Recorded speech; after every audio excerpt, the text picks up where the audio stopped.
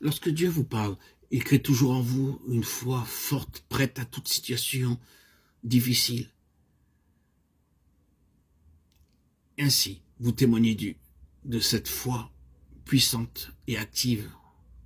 Quand Dieu a parlé, je dois lui obéir, quel qu'en soit le prix.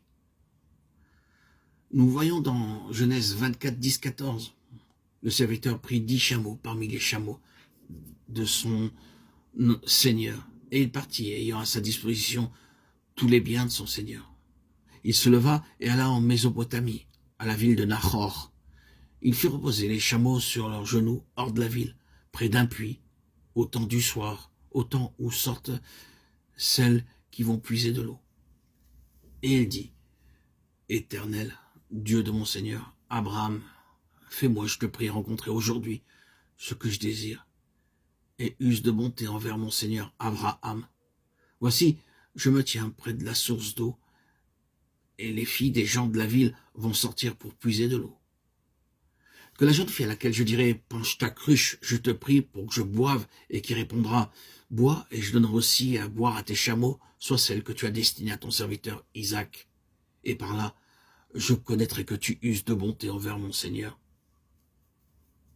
Il demanda un signe très particulier par lequel il pouvait être sûr qu'elle ne voulait pas faire de faute.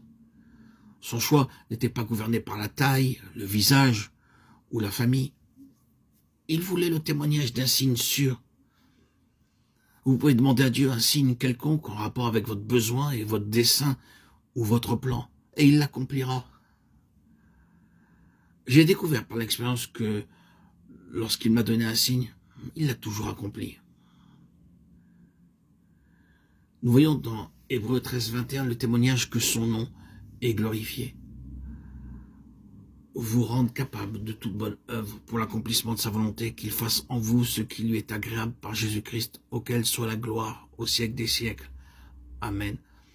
Son nom doit être hautement magnifié par le sujet pour lequel vous priez. Ainsi, vous pouvez trouver la volonté de Dieu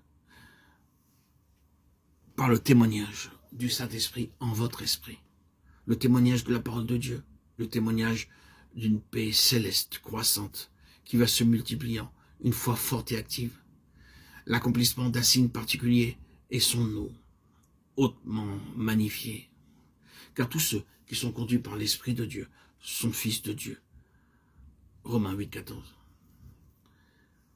C'est ici la manifestation extérieure du Saint-Esprit, sa force pour me conduire et me garder sur la bonne voie de Dieu. Recherchez constamment à saisir ce que le Saint-Esprit veut nous enseigner pour accomplir, réaliser la volonté de Dieu, lui être obéissant, ne pas agir ou nous conduire selon l'homme charnel, le vieil homme. L'Esprit ne nous abandonnera pas si notre conscience est dirigée vers lui. Quand vous n'êtes pas sur le chemin de Dieu, alors vous n'avez pas de repos, vous ne pouvez pas vivre, goûter la paix de Christ.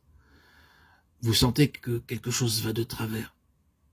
Mais quand vous êtes sur la voie de Dieu, il se produit alors une paix intérieure particulière, car Dieu vous conduit. Il me conduira, et je sais que je suis dans sa parfaite volonté.